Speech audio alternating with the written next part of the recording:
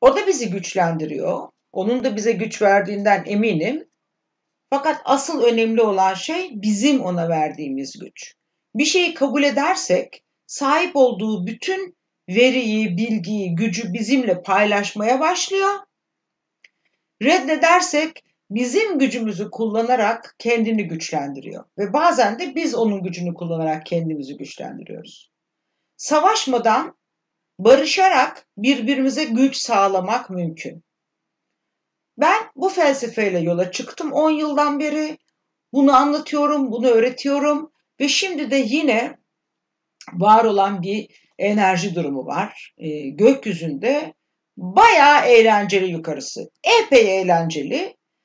Jüpiter, Satürn, Plüto, Mars bir aradalar. Birbirlerine çok yakınlar ve özellikle Plüto ile Mars'ın net bir kavuşumu var. Birbirleriyle üst üsteler.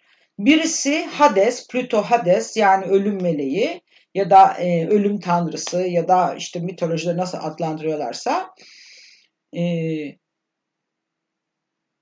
dönüşümü zorunlu hale getiriyor. Ben size verilen bütün fırsatların farkındayım. Siz bu fırsatları doğru şekilde kullanmadınız ve kullanmadığınız bu fırsatlar yüzünden şimdi sıkıntılı durumdasınız ve ben sizin bu sıkıntınızı görüyorum. Dönüşümünüze kolaylaştırıcı olmaya geldim diyor bence. Her yerde çığlıklar var. Çok zorlanıyoruz, çok zor. Plüto'yla bu durum çok serttir, çok sıkıcıdır. Evet, bunları ben de duyuyorum. Neden sert? Çünkü bize daha önce gelen yumuşak verileri dinlemeyi reddettik, anlamayı reddettik, kabul etmeyi reddettik. Ve şimdi ne var ortada? Şimdi gerçekten bir sıkıcı dönem var. Bunaltan bir dönem var. Bütün dünyayı kasıp kavuran, insanları evlerine tıkayan, hayvanlarımızı da maalesef bir yandan özgür bırakırken diğer yandan alıştırdığımız sokak hayvanlarını açlığa mahkum eden çok enteresan bir dönem yaşıyoruz. Kendi elimizle yıktıklarımızı yine kendi elimizle yapmaya zorlandığımız bir dönem. Ve Mars da onun yanında, Plüton'un bu zorlayıcılığının yanında savaşı destekliyor. Diyor ki savaşın, daha çok savaşın, daha çok savaşın. Çünkü savaşın, Ares'in işi, savaş tanrısı bu. Savaştırarak öğretiyor. Şimdi biz bu ikisinin arasında sıkışıklığımızı nasıl ortadan kaldırabiliriz? Orada Jüpiter var. Jüpiter çok iyicil bir gezegen olarak kabul ediliyor. İçlerindeki tek iyicil gezegen Satürn orada. Plüto orada, Mars orada, tek iyicil gezegen Jüpiter, var olan her şeyi büyüten bir gezegen. Biz bu üçlü yani Satürn gibi içine bak, tamamlamadığın ne kaldıysa gör, onu tamamla. Plüto gibi değiştir kardeşim artık değiştir yoksa öldür, öldürerek değiştir yoksa ben seni öldüreceğim diyen bir gezegenin ve bir de savaş bununla, savaş onunla, savaş şununla diyen bir gezegenin yanında Jüpiter kocaman yapıyor onların etkisini ve bize iyice gösteriyor. Peki biz ne yapacağız? Yani ne yapacağız? Ölelim mi hep beraber? Ha ben size şunu da söyleyeyim arkadaşlar. Hani bazen sokakta olmak adına ya herkes ölecek tabii ki ben de öleyim ne var diyenler gibi olmasa bile ben de evet aynı şeyi söylüyorum. Herkes ölecek. Ölmemek diye bir şey söz konusu değil. Dünya ana ölecek, dünya ana bitecek diyoruz ya. Olacak. Ne zaman? Bizim elimizde olamaz. O kadar kolay ve çabuk değil. Çünkü gördük ki çok kısa bir zamanda insan elinin çekildiği her yerde yaşam coşuyor, fışkırıyor. Eminim hepiniz en az benim kadar Venedik'te suyun nasıl temizlenmeye başladığını, balıkların nasıl tekrar içeride doluşmaya ve yaşamaya başladığını, üzerinde nasıl suda gezebilen kuşların gezebildiğini görmeye başlamışsınızdır. Eminim kıyılara gelen daha önce hiç yaklaşmadıkları kıyılara gelen yunusları da görmüşsünüzdür. Eminim geyiklerin ve diğer yabanıl hayvanların hep beraber neşe içinde sokaklarda gezdiği videoları da görmeye başlamışsınızdır. Demek ki yaşam bizden bağımsız bir şey. Yani biz bu dünyayı öldüreceğiz, eyvah falan filan diyoruz ya. Biz ancak kendimizi öldürüyoruz. Dünya koskocaman gücüyle atıverir bizi üstünden, kalır kendi başına ve kendini iyileştirir. Biz onunla yaşamı paylaşmak istiyorsak ona uyum sağlamayı öğrenmek zorundayız. Sistem bize şu anda bunu dayatıyor. Yaklaşık 100 senede bir gelen büyük ve dünya çapında değilse bile büyük çaplarda hastalık yaratan bulaşıcı durumlar yine geldi. Gelecek. Bir daha gelecek bunlar. Biz onlarla ne yapıyoruz'a bakacağız ve yola öyle devam edeceğiz. Onları durduramayız. Fakat kendimizin onların bize verecekleri mesaja ihtiyacımızın kalmadığı duruma kendimizi getirebiliriz. Ne yapmalıyız? Önce birlik bilincini kabul edeceğiz. Sen şusun, sen busun, sen osun, bizden değilsin, sen bizdensin, gel seni alalım, gel seni atalımı bırakacağız. Biz öncelikle herkesin bireysel olarak kendi içimizdeki bir şeyin yansıması olduğunu tanımasak, hiç karşılaşmasak, hiç temas etmesek bile yine kendi içimizin bir karşılığı, bir yansıması olduğunu önce anlayacağız ve kabul edeceğiz. Bunu öncelikle yapacağız arkadaşlar. Dışarıda hiçbir şey var. Var olan her şey kendi içimizde oluyor. Biz nefesimizle onu dışarı itiyoruz ve dışarıda madde dünyasında tezahür etmesini sağlıyoruz. Bilinçli ya da bilinçsiz yansıtmalarımızı görüyoruz dışarıda. O zaman dışarıya birlik bilinci yansıtmak için gelen uyarıyı dikkate alabilmemiz ve yapabilmemiz mümkün. Neden olmasın? 1. Önce kendi içimize bakacağız. 2. Yine kendi içimize bakacağız. Çünkü dışarıda herhangi bir şeyle ilgili şikayette bulunuyorsak bu içimizde var olduğunu kabul edemediğimiz bir parçayla sorunumuz var demektir. O sorunu dönüştürmek için yine içimizde çalışma yapabiliriz. 3.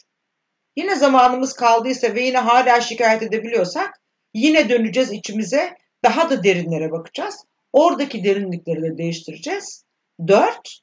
Buna rağmen yakınlarımızda dönüşmeyi reddeden parçalar varsa bir yandan içimizde onları dönüştürürken diğer yandan onlarla bilgilerimizi paylaşarak kendi içsel dönüşümümüze dışarıdan da destek vermeye çalışacağız. Önce bunları yapacağız.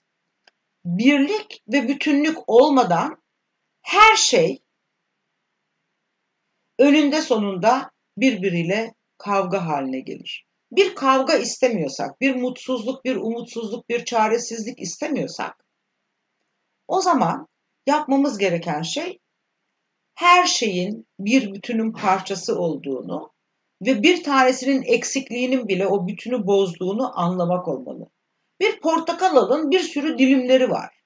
Kabuğu var, ağaca bağlayan dalının ucu var, yaprağı var. O bir bütün. Yaprağı çıkardığınızda hala elinizde bir portakal var ancak eski bütünlüğünde değil. Bir dilimini çıkardığınızda artık onun bütün olmadığını hepimiz de görüyoruz.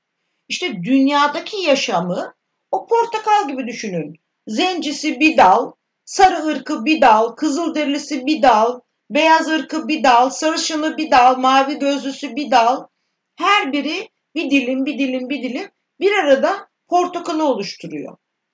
Şimdi portakalın dilimleri birbirlerine sen susuzsun, kurusun, seni öldüreceğim, yok edeceğim diyor mu da biz birbirimize diyoruz. Tam tersine bakalım portakala ne oluyor?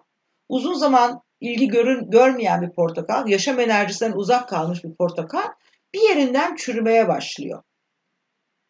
Çürümeye başlaması belki 3 hafta, 4 hafta, 1 ay zaman alıyor.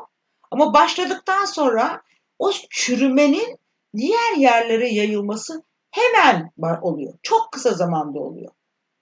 Bir bakıyorsunuz portakal 4 aydır duran ve hiçbir şey olmayan portakal 3-5 günde dış kabuğuna kadar yeşermiş, küflenmiş, bozulmuş ve artık besin değerini yitirmiş. Tam tersine insan yerse, en azından insanlar için söylüyorum bunu, insan yerse zararlı olabilecek duruma geçmiş. İşte o portakalda biz yeşeren parçalara uyuyoruz. Kendi dünyamızda insanların oluşturduğu portakalda biz yeşeren parçalara uyuyoruz. O bozuldu, ben de bozulayım, onu daha çok bozayım yapıyoruz. Yani ne saçma bir yaklaşımımız var bizim. O parça neden yeşerdi? Bunu ben ona nasıl destek olarak dönüştürebilirim deme becerimiz de var.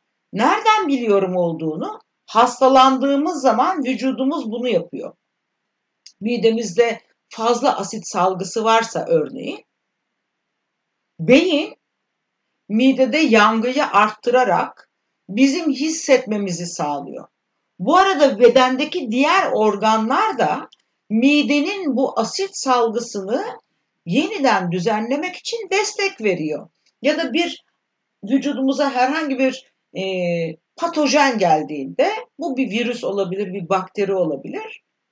Bağışıklık sistemi an itibariyle harekete geçiyor. O patojene hep beraber karşı gelecek bir davranışta bulunuyor. Patojen karaciğere geldi. Boş ver, salla gitsin, ben akciğerim, bana bir şey olmaz. Hatta ben patojene gideyim, zaten de karaciğere kızmıştım. Biraz kafasını kırsın. Oh, yardım edeyim falan demiyor arkadaşlar. Biz neden diyoruz? Biriz ve bütünüz ve birbirimizi yok etmek için uğraşıyoruz. Var etmek için değil. Komplo teorileri, efendime söyleyeyim işte o düşman, bu hatalı, bu kötü, bu şu, hepsi var ve kabul ediyorum içimizde. Hangi şeyden şikayet ediyorsak onu içimizde dönüştürüp dışarıda bunu yapan parçaya en fazla şunu yapabiliriz. Niçin bu durumdasın? Neyi eksik hissediyorsun? Sevgin mi eksik? İlgin mi eksik? Paran mı eksik? Dostluğun mu eksik? Eksik olan ne ve ben bunun tamamlanması için sana nasıl destek olabilirim? Bunu yapmalıyız arkadaşlar. Eğer bunu yapabilirsek, bir ve bütün olabilirsek, ortaya çıkaracağımız gücün karşısında durabilecek hiçbir şey olmaz. Uzaya mı gitmek istiyoruz? Kolayca gideriz. Uzaylılarla gerçekten tanışabilmek istiyorsak, bundan korkmak yerine bunu tercih etmek istiyorsak, önce onlarla karşılaştığımızda onların bize düşman olmayabileceklerini en azından öngörmemiz lazım. Ya biz bu dünyayı paylaşan insanlar birbirimize düşmanken dışarıdan gelenlerin düşman olmayacağına nasıl inanacağız? Yapabileceklerimiz sonsuz ve sınırsızken kendimizi düşmanlık içinde sınırladığımız için yapabileceklerimiz kısıtlanıyor. Bunu fark edebiliriz arkadaşlar. Ben kendi adıma elimden gelen desteği sağlamaya çalışıyorum. Kime? Dışarıdaki bütün insanlara. Kimi zaman tabii ki bu benim mesleğim, kimi zaman bundan elbette para da kazanıyorum. Fakat şu anda para dünyanın bir gerçeği ise ve ihtiyacımız varsa, evet, ben de alacağım o parayı. Ve birçok defa da her gün mesela Instagram, Facebook, Twitter, neyse hangisi daha çok izlenen mecraysa o sosyal medya mecrasında sizlerle tamamen karşılıksız hediye bir şeyler paylaşmaya çalışıyorum. Bu beni eksiltiyor mu? Küçültüyor mu? Daraltıyor mu? Hayır, eksiltmiyor, küçültmüyor, daraltmıyor. Kendi adıma duygusal olarak huzur ve tatmin veriyor bana. Bugün de gerçekten var olan her şeye ufak da olsa bir katkıda bulundum diye. Mutlu oluyorum, huzurlu oluyorum. Sizlere ufak katkılarım olduğuna inanıyorum. Sizlerden de bana daha fazla takipçi gelerek ve güzel şeyler yazan insanlar, geri bildirimler yazan insanlar gelerek beni destekliyorsunuz. Ya bunu bana yapıyorsak herkese neden yapamayalım arkadaşlar? Benim ne özelliğim var? Ya bir kişiyi seçip ona yapıp öbür kişi Allah belanı versin, kahretsin, sus sen salak demek yerine, arkadaşım niçin böyle düşünüyorsun? Seni böyle düşünmeye zorlayan ne? Bunu biz nasıl dönüştürebiliriz? Sana nasıl katkıda bulunabiliriz? Demeyi artık birbirimize öğretsek diyorum. Bakın biz öğrenmezsek geliyor Hades, geliyor Mars, geliyor Satürn baba, geliyor Jüpiter'in büyüklüğünde bize Covid-19'u öğretiyor. Anda bütün herkes evde oturuyor. Herkes de korkudan tir tir titriyor. Acaba hastalık bana bulaşır ve ben de başkalarına bulaştırır mıyım diye. Hem hastalanmaktan korkuyoruz, hem yaşımız itibariyle hastalanmayacak olsak bile evimizdeki ya da çevremizdeki diğer insanlara bulaştırmaktan korkuyoruz. Oysa biliyoruz ki, en azından ben bunu defalarca anlattım, bakteriler duygusal olarak karmaşa içinde olduğumuzda atak haline geçerler. Virüs ve mantar ve diğer mikroorganizmalar zihinsel olarak karmaşa içinde olduğumuzda atağa geçerler. Büyük salgınlar topyekün zihinlerin karmaşada olduğunun göstergesidir. Ve biz şu anda dünyada gerçekten topyekün karmaşadayız. Bir taraf almış başını gidiyor, teknoloji, cep telefonları, 4G'ler, 5G'ler, HAARP'lar, akla gelmeyecek, daha önce düşünülmesi mümkün olmayan teknolojik. Ya insanlar uzay gemisine binip uzaya gitmeyi, Mars'a gitmeyi planlıyorlar. Yani böyle bir durumdayız. Bunları 100 sene önce planlayabilir miydik? Aklımıza gelir miydi bilmiyorum.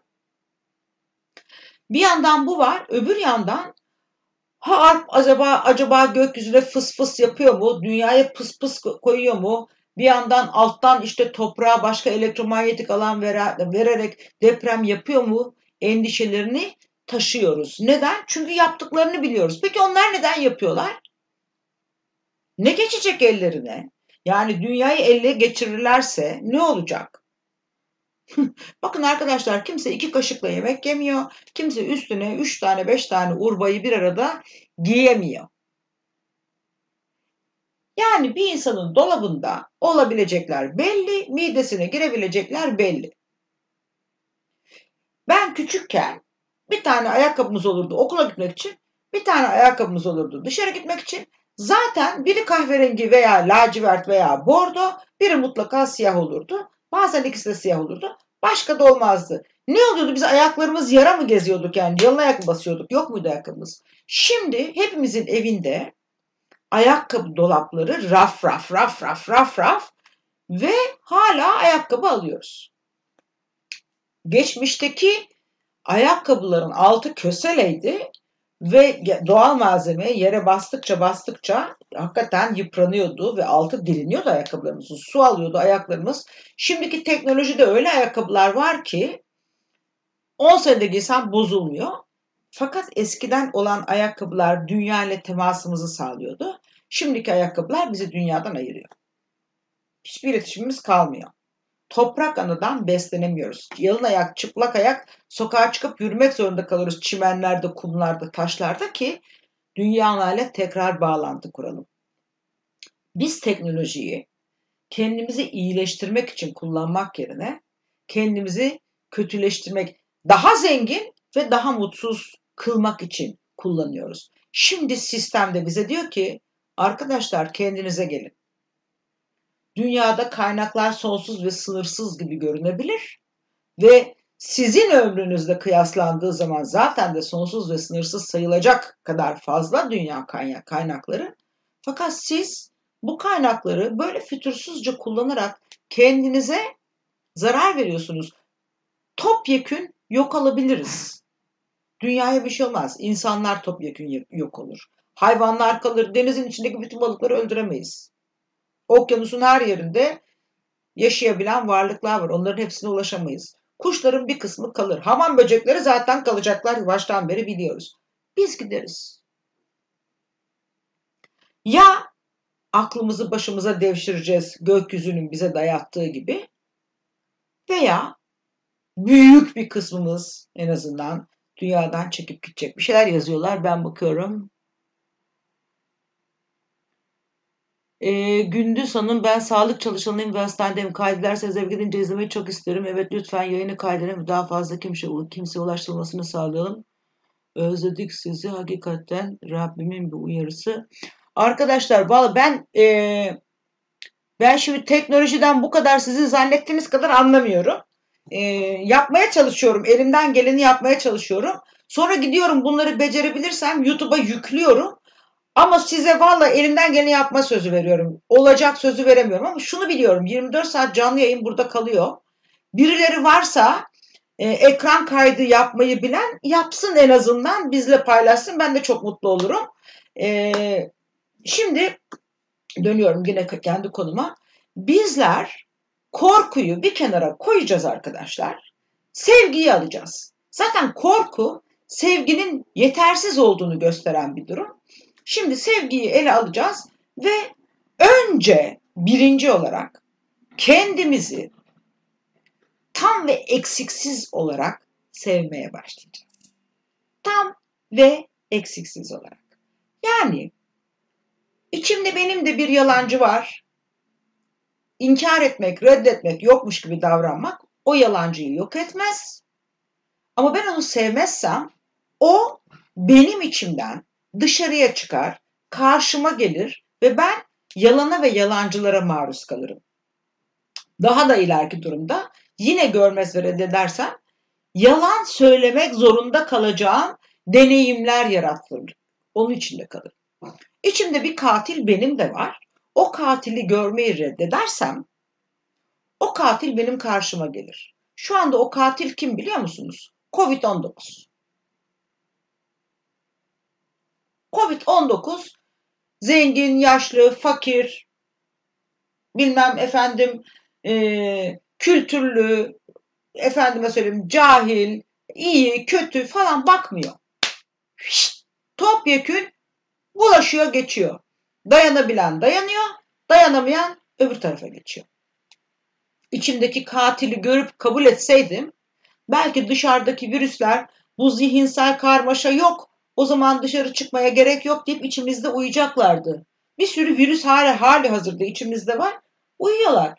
Bizim bağırsaklarımızın durumu belli. Bağırsak florası dedikleri şey orada var olan bir sürü mikroorganizma arkadaşlar. Hücre sayımızın yaklaşık 4 katı kadar mikroorganizma var bağırsaklarımızda deniyor. Ve bunların depresyon da dahil bir sürü sorun yaratabildikleri anlatılıyor. Çok ağır depresyonda olan insanlara şimdilerde mutlu insanlardan bağırsak florası alıp implant ediyorlar ki o da değişsin diye. Düşünebiliyor musunuz arkadaşlar? Yani mikroorganizmalar tamamen bize yararlı olabileceklerken, mikrobiyota kitabı var, açın okuyun. Şimdi bir tanesi yedi kafayı, yok efendim laboratuvarda üretilmiş. Laboratuvarda üretilmesine sistem izin verdi arkadaşlar. Neden? Biz görelim diye.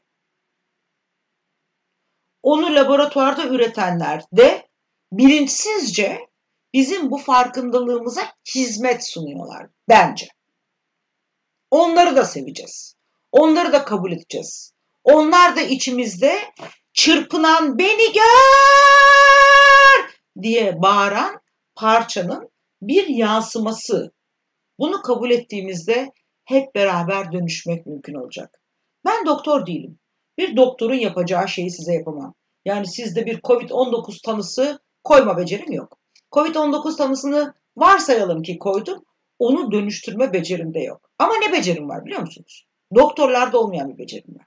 İçinize Covid-19'a ve dışarıda bulunan bütün bu zihinsel karmaşaya sebep olan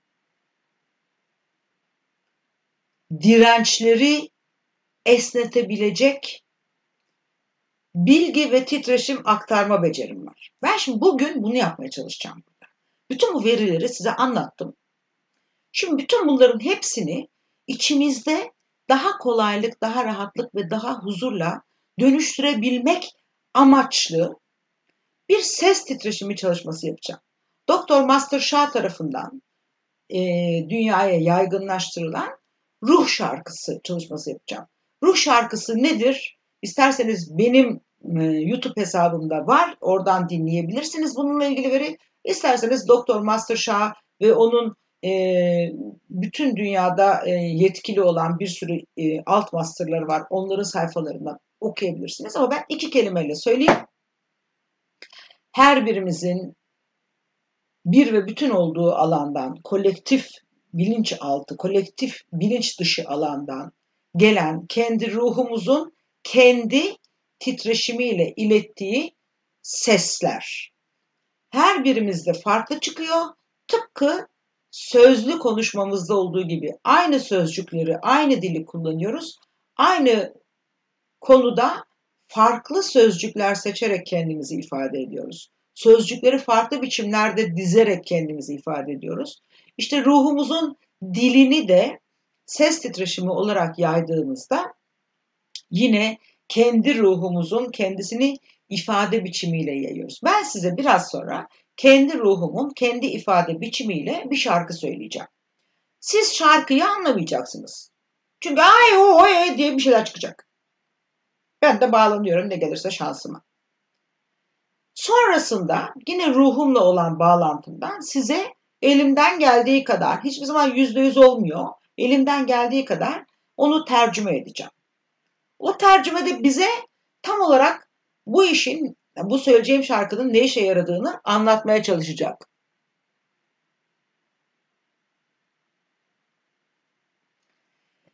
Ve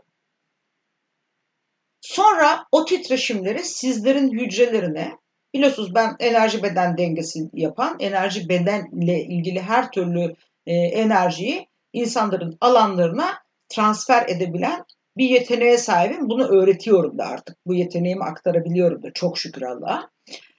Sizler de öyle olabilirsiniz. Aktaracağım hücrelerinizin çekirdeklerine, onları birer mikroçip gibi düşünün. Bunu da bir program gibi düşünün. Sizin izniniz olduğunda çalışabilen bir program olduğunu düşünün. Bir virüs programı gibi kendi başına çalışmıyor.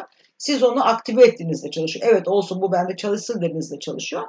Oraya aktaracağım ve bunu, bu chanting'i, bu ruh şarkısını dinleyecek olan herkes de çalışması niyetiyle yapacağım. Umarım çalışır. Dinleyen herkes de kendisi seçtiği anda aktif olacak şekilde yapacağım. İlk defa bu kadar büyük bir topluluğa yapıyorum. Çok büyük sayıda insana yapabildiğim bir şey değil. Yani bütün dünyanın yararlanmasına yapabildiğim bir şey değil bu genellikle. İşte orman yangınlarında yaptım ve başka daha büyük çalışmalar yaptım ama bütün dünya insanına, çiçeğe, böceğe, börtü böceğe, var olan her şeye ulaşması niyetiyle yapacağım. Dilerim bayılmam yaparken, dilerim çok zor olmaz. Dilerim işe yarar, en önemlisi arkadaşlar. Dilerim işe yarar. Ve sonrası Allah'a emanet. Bu bir hediye. Hiçbir işe yaramazsa kaybettiğiniz yarım saat var. Beni dinlediniz. Oh ne güzel. Ben size en azından güzel şeyler anlattım. Birbirinizi sevin dedim. Mutlu olun dedim. Bir 15 dakika daha ayıracaksınız. Onda da işte ruh şarkısı, açıklamaları vesaireleri dinleyeceksiniz. Hiçbir işe yaramazsa ne yapalım, yaramadı deriz. Bir işe yararsa, dünyadaki dönüşümün kolay olmasına katkı sağlarsa ve bu bizim aracılığımızda olursa, işte orası ne kadar mutluluk verici ve ne kadar huzur verici size anlatamam. Bu huzur için, bu huzura herkeste var bu özellikler. Eva Asel 1. Herkeste var. Sadece aktive edilmesi gerekiyor. Benimki yetenek biraz daha güçlü. Sizlerde de var daha az güçlü. Yani resim yapmak gibi bu. Herkes yapabilir, hiç sorun değil. Karşılaşırız inşallah vakti gelince. Bunu elde etmenin huzurunu size anlatamam arkadaşlar. Gerçekten büyük bir huzur. Eve gidip yatağa kafayı koyduğunuz zaman akşamleyin gece uykunuzun arasında bile böyle gülümsüyorsunuz. İnsanlara, var olan her şeye, önce insanlara ve sonra var olan her şeye katkı olduğunuz için. Ben her şeyin insanın hizmetinde olduğu, her şey insanlık içindir safsatasına inanmıyorum arkadaşlar. Her şey insanlık içinse insanlar niye bu kadar korkuyorlar birbirlerinden? Bence her şey yaşamın kendisi için, biz de onun içinde birer parçayız. Yaşamı onurlandırmayı öğrenmemiz lazım. Bunun için gayretli olmamız lazım. Birbirimizi seversek ve sayar